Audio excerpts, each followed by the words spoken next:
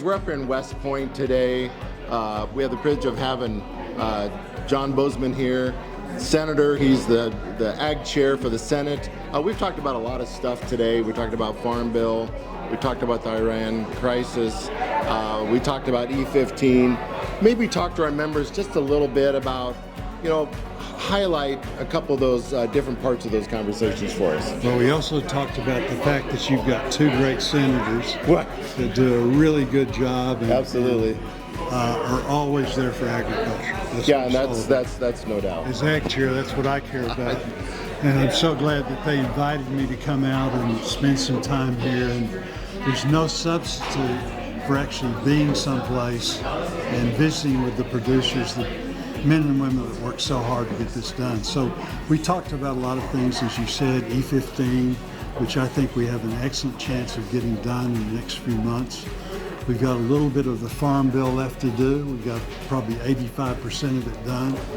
But we've got things like adjusting the loan limits, which are very, very important. I think in the graph I saw that just the risk management tools that we put in place, that improving crop insurance and things like that, you're going to get about $500 million a year for the foreseeable future, which is significant dollars, $500 million. So there's lots of good stuff in there, but we do need to build on that and get that built out. So maybe just one more question. We have members that go out to DC occasionally and we visit with different folks.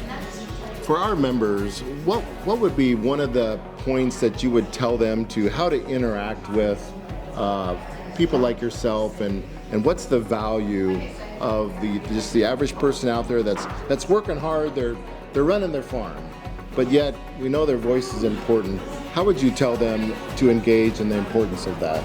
Well, first of all, I think membership in organizations like Farm Bureau are critical. Agriculture has been able to get a lot done in the last several months even, but with these bridge payments that we've been able to come up with, again, finishing out a large part of the Farm Bill to the tune of about $67 additional billion. That's a lot of money by any standards. So we were able to do that because of the grassroots. I, Senator Ricketts, Senator Fisher are kind of the tip of the spear, but we can't get things done without people pushing people forward.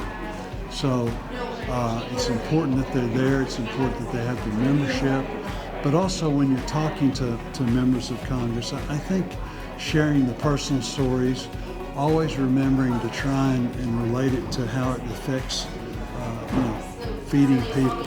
We're blessed. We've got the cheapest, safest food supply of any place in the world, not because of Congress or the store, it's because of the hardworking men and women. So as we do things that are crazy, that shouldn't be done, that we're trying to stop, or we're trying to get some good things done, let's always relate it to how that's going to affect the consumer, keep our prices down, keep things safe, and then again, farmers, agriculture is all about rural America. Without them, it just doesn't work. It's all that's left. We've lost our manufacturing. We're losing population in rural America. It's vital that we have a healthy agriculture economy. And so those are the things that they need to hear. Yeah. Well, John, thank you so much for being here. We appreciate it. Nebraska depends on folks like you to make good decisions out there. Well, I know he'll whip me he's big enough that he'll whip me if I don't do things right. So. All right, thank you very much. Good Appreciate it. Appreciate you. Yeah.